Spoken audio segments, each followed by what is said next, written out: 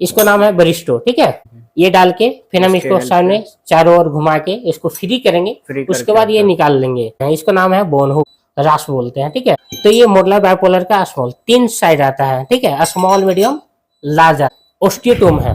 ये है bone liver, जो हम लोग एलिवेट करते हैं। कोचस फोर्सेप है, इसको नाम है लैगन बैक रिटेक्ट। और ये हो गया प्रियोस। देखिए सबसे ज्यादा इंपॉर्टेंट ये आता है, ये हो गया आपको मर्फिस। Hi everyone, welcome to Amresh career expert channel. आज इस वीडियो में हम डिस्कस करेंगे बाइपोलर मॉडुलर जो प्रोसीजर होता है, उसमें जो भी इंस्ट्रूमेंट लगता है उन सारे इंस्ट्रूमेंट के बारे में हम बात करेंगे। आज हमारे साथ वो दो ट्रॉली लग चुका है और दोनों ही ट्रॉली पे जो बाइपोलर मॉडुलर का सेट है उसके बारे में हम डिस्कस करेंगे। और हमारे साथ जुड़े हुए हैं जयकांत बॉस, और ये इन सारे चीज़ को एक्सप्लेन करेंगे। साथ साथ हम इनसे प्रोसीजर के बारे में भी कुछ जानेंगे। तो जयकांत बॉस, मुझे थोड़ा ये जो सर्जरी है बाइपोलर मॉडुलर सर्जरी जो टोटल हिप रिप्लेसमेंट है उसके बारे में थोड़ा बताइए, और उनमें जो इंस्ट्रूमेंट लगता है उन सारे इंस्ट्रूमेंट्स के बारे में थोड़ा डिटेल एक्सप्लेन कीजिए। एक्चुअली इसका नाम है, प्रोसीजर नाम हेमी ऑर्थोप्लास्टिक बोलते हैं, ठीक है। इसको हम लोग कॉमनली बोल सकते हैं मॉडुलर बाइपोलर प्रोस्थेसिस, ठीक है। इसमें क्या होता है, नेक ऑफ फीमर का जो फ्रैक्चर होता है नेक से बीच से और वो हेड तक है। हम लोग क्या करते हैं, वो हेड को निकाल के आर्टिफिशियल मॉडुलर बाइपोलर का प्रोस्थेसिस उसमें इम्प्लांटेशन करते हैं। जी, तो इसमें कौन कौन से इंस्ट्रूमेंट लगता है? मतलब एक आइए जैसे बताते कि हैं। पेशेंट जब ओटी में इंटर करता है तो वहाँ से आप स्टार्ट कीजिए कि मतलब पेशेंट अंदर लिए हम ओटी में, फिर उसके साथ क्या क्या जो भी होना है वो चीज़ें बताइए आप हमें। हाँ चलिए ठीक है भाई। सबसे पहले आते हैं, ओटी में पेशेंट एंट्री करता है। उस वक्त पहली बात है कि इसका पोजीशन होता है लेटरल पोजीशन, है ना। लेटरल पोजीशन हम लोग दोनों तरफ से सपोर्ट देते हैं ताकि कोई स्टेबिलिटी हिले और ये नहीं हो, पोजीशन चेंज नहीं होता है। उसको लेटरल सपोर्ट हाँ देते हैं ना? देते हैं। सबसे पहले पोजीशन होता है, उसके बाद हम लोग क्या करते हैं, स्क्रब करते हैं इंसिजन एरिया सर को, जहाँ तक हम लोग प्रोसीजर कर सकते हैं। तो सबसे पहले आइए इंस्ट्रूमेंट के बारे में जानते हैं। इसको बोलते हैं स्पंज फोल्डर फोर्सेप। सबसे फर्स्ट फर्स्ट स्पंज फोर्सेप के नाम से जानते हैं। ये हो गया हमारा जेली पोर्ट, ठीक है। इसमें गॉज पीस आता है, गॉज पीस रखेंगे, ठीक है। और स्पंज होल्डर से बीटाडीन 10% डालेंगे और उससे हम पेंट करेंगे। पेंट करने के बाद हम इसको एक जगह होल्ड करके टेबल पे नहीं रखेंगे, टेबल के नीचे इसको डिस्कार्ड कर देंगे, ठीक है। पेंट होने के बाद डिस्कार्ड बस उसके बाद सारा डैपिंग करके, ठीक है। पहला अब रह गया बात कि पहला क्या करना है, जब पेंट डैप हो जाने के बाद इंसिजन लगाएंगे। इंसिजन लगाने के लिए सबसे पहले पहला इंस्ट्रूमेंट क्या चाहिए, तो स्काल्पेल चाहिए, जिसको बीपी हैंडल बोलते हैं, ठीक है। इंसिजन ये हमारे क्या है, बीपी हैंडल है, ठीक है। देख लीजिए ये कितना नंबर है ये वही बता रहे हैं, ये 4 नंबर का है जो स्किन लगाने में काम करता है, ठीक है। इसको उसके बाद क्या करेंगे, जब इनर नाइफ लेना होगा तो 3 नंबर बीपी हैंडल से हम लोग इससे अंदर की ओर कटिंग करेंगे। हाँ। उसके बाद जब क्या करेंगे, जब इतना हो जाएगा उसके बाद ये फोर्सेप आता है, ठीक है, जो हम लोग डिसेक्ट कर सकते हैं। 2 टाइप का आता है, एक प्लेन आता है, एक टूथ होता है। टूथ में ये पॉइंटेड में टिप बना हुआ रहता है, इसको हम टूथ फोर्सेप बोलते हैं। बहुत ज़्यादा डिसेक्टिंग फोर्सेप बोलते हैं, ठीक है। और ये है प्लेन फोर्सेप है, ठीक है, पॉइंटेड के लिए। जब भी हल्का सा इसका कब यूज होता है, जब हल्का ब्लीडिंग हो, ये हो, तो इसको टिप पे पकड़ के कॉटराइजेशन जो मशीन होता है, कॉटरी पेंसिल, उस पर हम पंच करते हैं, कॉटराइजेशन करते हैं, ठीक है, ताकि ब्लीडिंग रुक जाए, ठीक है। अब इतना हो गया। इसके बाद अब क्या करते हैं, हम सीजर से जितना भी मेरा फैट है, लेयर है, टिश्यू है, ये सबको डिसेक्ट करते हैं, ठीक है। जस्ट वहाँ पे लगा के और इस तरह से डिसेक्ट, इसको नाम है फाइन सीजर। ये फाइन सीजर के लुक में हम लोग सीजर 2 टाइप के रखते हैं, 4 पीस रखते हैं। एक हो गया सुचर कटिंग के लिए होता है, जो स्ट्रेट हम लोग यूज करते हैं, ठीक है। बाय द वे कोई भेसल करे, सुचरिंग के टाइम होता है तो हम करते हैं, तो सुचर काटने के लिए भी एक चाहिए, स्ट्रेट को ही हम लोग यूज करते हैं कटिंग के लिए। तब इसके लिए अभी हो गया। अब क्या करेंगे, हम लोग मॉस्किटो फोर्सेप के नाम से जानते हैं, ये आर्टी फोर्सेप है। हाँ, ये स्मॉल हल्का ब्लीडिंग को कैच करने में काम आता है। देखिए पॉइंटेड है, सेटेड है, ठीक है। जैसे उसके जहाँ बाद पे भी इस- ब्लीडिंग हो रहा है हाँ, उसको पकड़ पकड़ और के फिर वो कोगुलेट करना। हाँ कोगुलेट करना, इस पे भी कॉटरी यूज कर सकते हैं, ठीक है। Cautery use. उसके बाद क्या है, मीडियम फोर्सेप, आर्टी फोर्सेप, ठीक है। मीडियम आर्टी फोर्सेप उसको भी हम लोग यूज करते हैं डिसेक्ट करने में, है ना। जैसे मेरा हाथ से काफी एक ऐसा लेयर होता है जो काटा नहीं जाता, एक्सप्लेट किया जाता है। काटने से यूजिंग बहुत सारा होता है, ब्लड वेसल्स उसमें रहता है, यह यूजिंग होता है। तो हम लोग क्या करते हैं, इससे एक्सप्लेट करते हैं, फाड़ते नहीं, फाड़ते हैं, काटते नहीं फाड़ते हैं, ठीक है। उसके बाद ये हो गया लॉन्ग आर्टी। लॉन्ग आर्टी हम लोग यूज करते हैं स्वैब वगैरह में, मॉप बनाने में, हल्का जहाँ, क्योंकि कैनाल में जाते हैं उसमें विजुअलाइजेशन तो सही से नहीं होता है, उसको देखने के लिए हम लोग इससे कॉटन लेके थ्रेड उसको हम लोग मॉप करते हैं, सोखते हैं, ठीक है।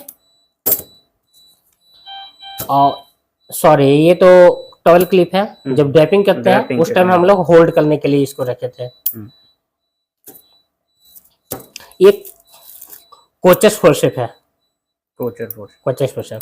बाद में ये कब यूज होता है, जब हल्का सा बोन टुकड़ा हो, अगर वो समय कैनाल में स्टाबुलम में गिर गया ये है, तो उसको जस्ट फ्रेगमेंट को पकड़ के निकालने के लिए ही काम आता है। कोचस का पहचान है, स्ट्रेट भी होता है, कर्व भी होता है। ये इसका टिप पे देख लीजिए, पॉइंटेड है। पर ये सब आर्टी फोर्सेप के देखिए, स्ट्रेट में भी आर्टी फोर्सेप आता है पर वो नहीं रहता है। टिप पे देखिए यहाँ पे, इसमें सिर्फ प्लेन है, प्लेन रहता है, ठीक है। और इसका टिप पे पहचानने का ये तरीका है। अब आइए रिस्ट्रिक्ट करने के लिए क्या करेंगे, इसको नाम है लैग एंड बैक रिस्ट्रक्टर, जो हम लोग रिस्ट्रिक्ट करने में मदद करते हैं ताकि सर्जरी आगे चले, सर्जन को कोई किसी तरह कोई दिक्कत नहीं हो, ठीक है। लैग एंड बैक रिस्ट्रक्टर, और ये जर्नी रिस्ट्रक्टर बोलते हैं, सेम उसी का काम है, रिस्ट्रक्ट करने में ही काम आता है ये दोनों, ठीक है। अब यहाँ आ गया, दोनों में डिफरेंस ये है ना कि इसमें दोनों साइड होता है, हाँ, जर्नी में दोनों साइड से आप रिस्ट्रक्ट कर सकते हैं, ठीक है। पर लैग एंड बैक में एक साइड करते हैं। अब इतना होने के बाद, बोन एक्सपोज होने के बाद क्या करते हैं, जैसे हमको एलिवेट करना है, रिस्ट्रक्ट करना है ताकि स्टेबुलम में विजुअलाइजेशन अच्छा से हो, कैनाल अच्छा से दिखे, उसके लिए हम लोग क्या करते हैं, बोन हुक यूज करते हैं। इसका नाम है बोन हुक, ठीक है। रिस्ट्रक्ट करते हैं ताकि कैनाल अच्छा से दिखे। अब उसके बाद क्या आता है, निबलर का यूज होता है, जो स्टेबुलम में हल्का टिश्यू हो, ये हो क्यूरेट है, या बोन को ही हल्का हल्का अलाइनमेंट करना है, तो हम इसको काटते हैं, बोन को निबल करते हैं, ठीक है। इसको निबलर कहते हैं। अब हो जाने के बाद क्या करते हैं, स्कूप है, अगर हल्का है क्लियर करना है तो स्कूप से क्यूरेट करके हम निकाल सकते हैं, और उसके बाद वॉश करके ये करते हैं। इसको हम स्कूप देख लीजिए, ऐसा है, ठीक है। दोनों टाइप हाँ। अब ये हो गया ओस्टियोटोम है। ओस्टियोटोम के यूज कब लाते हैं, हम लोग बोन काटने में नॉर्मली, जिससे मेरे पास कोई ऑप्शन नहीं है, सॉ नहीं है, गिगली सॉ नहीं है ना, सिर्फ ओस्टियोटोम है, हैमर है, तो हम लोग हैमर से ऐसे करके हल्का हल्का निबल कर सकते हैं, काट सकते हैं, ठीक है। और ये हो गया पेरियोस्टियम, जिसको बोन के जस्ट ऊपर एक लेयर होता है ताकि बोन अच्छा दिखे कि कहाँ तक मेरा टूटा हुआ है। फ्रैक्चर कई टाइप का होता है, हेयर लाइनिंग है कि नहीं है, पर पेरियोस्टियम के आने की वजह से नहीं पता चलता है। तो हम लोग क्या करते हैं, जस्ट बोन के ऊपर जो पेरियोस्टियम होता है उसको हम एलिवेट करके, इसमें थंब रेस्ट भी दिया, थंब रेस्ट है, ये ग्रिपिंग दिया है पकड़ने के लिए, ताकि सर्जन को अच्छे से ग्रिप मिल सके, ठीक है। ये है बोन लिवर, जो हम लोग एलिवेट करते हैं। बहुत सारे केसेस से ऐसा होता है ट्रॉमा सेंटर में कि रिडक्शन के लिए भी एलिवेट करते हैं विजुअलाइजेशन, ताकि स्टेबल हो। और ये हैमर के नाम से जानते हैं, आप लोग भी जानते होंगे, मैलेट के नाम के, ठोकने में काम होता है, हैमरिंग के लिए आता है। चलिए, इसका पर्सनल अब मॉडुलर बाइपोलर का इंस्ट्रूमेंट और है, ये तो जनरल इंस्ट्रूमेंट आपका हो गया, जनरल ऑर्थोपेडिक इंस्ट्रूमेंट हो गया ये। अब बाइपोलर, मॉडुलर बाइपोलर का अलग सेट है, वो आइए दिखाते हैं।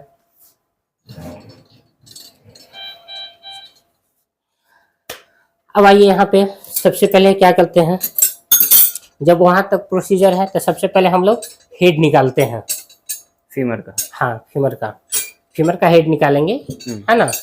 इसको हम बोलते हैं कॉर्कस स्क्रू,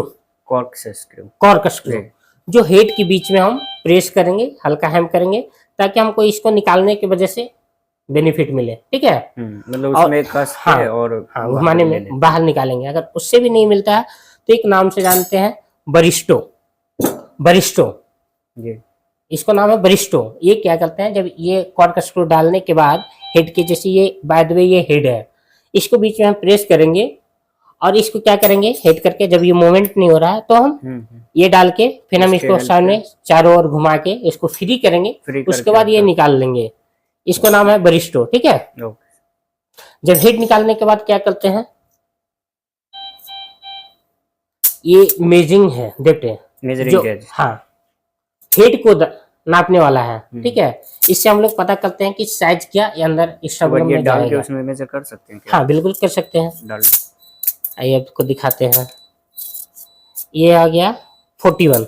41 का हम हेड लेंगे, 39, 41। ये हम 41 के देख लीजिए। मिनिमम होना चाहिए 1/3 डिप्रेशन। तो 1/3 डिप्रेशन हाँ, अंदर जाना ये चाहिए। होना चाहिए ताकि वो स्टबलम कैनाल से बाहर नहीं। अगर छोटा हम ले लेंगे तो हल्का सा पैरे से घुमाएंगे, स्टबलम से बाहर आके डिसलोकेट हो जाएगा। तो लेने से कोई फायदा है नहीं। जब उसमें स्टेबल नहीं हो, ये नहीं हो, मूवमेंट नहीं हो, तो सर्जरी कोई का काम कोई का फायदा नहीं। है नहीं। तो ये 41 का ले लिया। जैसे 1/3 देखिए निकला हुआ है, हाँ, ठीक है। हाँ, 1/3 है। यहाँ देखिए, जी। ठीक है। ये तो मेजरिंग आपको करके दिखा दिए।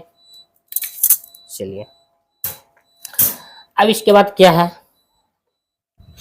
इसको सबसे देखिए, सबसे ज्यादा इंपॉर्टेंट ये आता है मॉडुलर बाइपोलर हेमियोऑर्थोप्लास्टिक में। ये डिटेक्टर में है जो एक आदमी को सेल्फ ही डिटेक्ट कर सकता है, एक आदमी को कोई नीड नहीं है। इसको बोलते हैं हम लोग चार्ली डिटेक्टर बोलते हैं, ठीक है। जी। जो ये लगाया जाता है, ये लगा के और ये करके एक मैन पावर को कम कर देता है, डिटेक्ट कर देते हैं, तो विजुअलाइजेशन अच्छा से होता है। अगर मेरे पास कम आदमी हो तो हम चार्ली डिटेक्टर को यूज कर लेते हैं, असिस्टेंट ताकि का अगर शॉर्टेज है तो हाँ, वहाँ पे ये यूज कर सकते हाँ ताकि हमको डिटेक्ट करने में हेल्प मिल सके, ठीक है। हैं। अब यहाँ तक हो गया। अब सिंपली अब क्या करते हैं हम लोग, जब हेड फोर्स हो गया, ये हो गया, तो हम लोग कैनाल बनाते हैं, ठीक है। इसको बोलते हैं पंच बॉक्स, ठीक है। इसको बॉक्स लगा के जो हेड होता है, जीटी होता है, जीटी से हम लोग जाते हैं सुपीरियर कलर, ताकि ये पंच करके इसको अपना डायरेक्शन हम जो शेप में है, हेमी ऑर्थोप्लास्टिक प्रोस्थेसिस है, उसी शेप में डायरेक्शन में हम इसको काटेंगे, ठीक है। इसको ये बोलते हैं। इसके बाद क्या बोलते हैं, ये कैनाल ओपनर है। कैनाल जो ओपनर अंदर वो ये पंच डालने के बाद ग्रास बनाया है, इसके अंदर बोन का कैनाल में हम जाके डायरेक्शन हम मेजरिंग कर सकते हैं, ताकि किसी तरह हमको फटने का ये चांस नहीं हो, ठीक है। अब उसके बाद क्या करते हैं, स्कूप कर लेते हैं, जितना भी बोनी वगैरह अंदर है, कैनाल है, वो सबको बाहर निकाल लेते हैं। ये लॉन्ग स्कूप है, ठीक है। स्कूप हो गया। इसके बाद अब क्या करेंगे, हम रास्प करते हैं, जो बिल्कुल बाइपोलर की ही तरह रास्प होता है। हर सेट में अलग अलग रास्प होता है।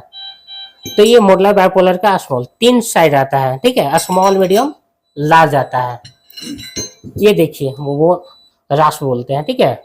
ये आपको क्या है, मीडियम है, मीडियम है, स्मॉल है, ये लार्ज है, ठीक है। मेनली 3 ही आता है ना। हाँ। मीडियम, स्मॉल और लार्ज। सब कंपनी पे डिपेंड करता है। कोई कोई रास्प देता है 5 टाइप देता है, जैसे जीनियस वगैरह हो, शर्मा वगैरह हो, ये सब कंपनी। ये आयनोर का हम दिखा रहे हैं आपको। और सीमेंटेड, नॉन सीमेंटेड में बताएंगे आगे सीमेंट के बारे में जान लेते हैं, ठीक है। अभी जस्ट उसको हम बताएंगे। जब वो रास्प किए, ठीक है, बाद में आपको सीमेंटिंग करना है, ठीक है। सीमेंटिंग करना है तो ये हो गया सीमेंट स्ट्रक्चर इंस्ट्रूमेंट, देख लीजिए ये, ठीक है। जी। ये सीमेंट स्ट्रक्चर डाल के बीच शाफ्ट में अबट्रैक्ट करते हैं, ताकि सीमेंट अगर ऊपर से जाएगा तो डिस्टल फीमर की ओर नहीं जाए, कॉन्डाइलर की तरफ नहीं जाए। अगर वहां पे चला जाएगा तो हमको स्टेम डालने से और सीमेंट डालने से कोई फायदा नहीं है, क्योंकि उसमें कुछ बचा ही नहीं, तो होल्ड क्या करेगा, ठीक है।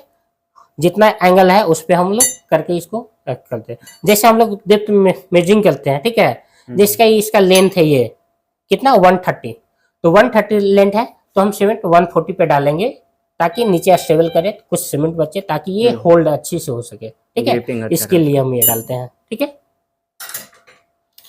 अब इतना डालने के बाद क्या हो गया, ये हो गया आपको, देखिए बाइपोलर प्रोस्थेसिस के बारे में जो बता रहे थे, ये हो गया स्ट्रीम। इसको हम होल्ड करके डायरेक्शन करके इसका हम नाम डालते क्या हैं। होता है, एक बार रिपीट कर दीजिए। इसका हाँ स्ट्रीम डिस्ट्रक्टर भी डाल सकते हो, होल्डर जो एंटीवायरस और वर्जन जो होता है आप इसमें लगा के इस तरह से आप कैनाल में डाल के स्टेबल कर सकते हैं, ठीक है। जी। क्योंकि सीमेंट आपको पाला कोस हो गया और डीपी हो गया, ये सब का टाइम का एक लिमिटेशन होता है 12 से 14 मिनट। अगर उसमें जिस मोमेंट में आप रखिएगा वो फिक्स हो गया, और एंटीवर्जन जरूरी है, ठीक है। इसीलिए ये होल्ड करने के लिए दिया जाता है कि स्टेबल मोमेंट अच्छा से रहे, ठीक है। जब यहाँ ये सीमेंट डालने के बाद क्या बोलते हैं, अभी करते हैं, ये हो गया आपको मर्फिस, ठीक है, मर्फिस। जब हम लोग पूरा प्रोसेस करने के बाद जब ये हेड हो गया, हेड को स्ट्रोबलम में डालने का काम करते हैं इससे, ठीक है। क्योंकि टाइट होगा, ताकत लगाना पड़ेगा, तो हाथ के पास तो बात है नहीं, ठीक है। क्योंकि बहुत सारा उसमें मसल्स हो, बाइसेप है, जैसे इसमें हो, तो वो सब करने में क्या है, हाथ से क्या है, तो ये हम लोग इंस्ट्रूमेंट का सहारा लेते हैं ताकि स्टेबलम में अच्छे से चला जाए। अब जब यहाँ पे हम ये डाल दिए एसएम करने के बाद, तब ये हम देखते हैं बाइपोलर मेरा दो पार्ट में आता है, ठीक है। एक स्टेम आता है, एक हेड में आता है, ठीक है। जैसे हम नाप करके दिखाए थे 41, ठीक है। तो 41 में ये भी 3 टाइप का हेड आता है, स्मॉल मीडियम लार्ज। ये स्मॉल हो गया, स्मॉल हो गया, और ये मीडियम हो गया, और ये लार्ज हो गया, ठीक है, लार्ज हो गया।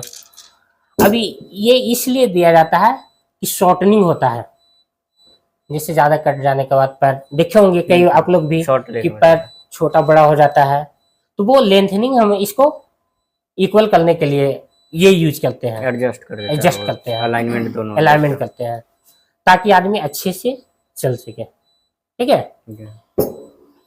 अब रह गया ये सब क्या है, तो हम लोग ये रखते हैं, देखिए सबका साइज है।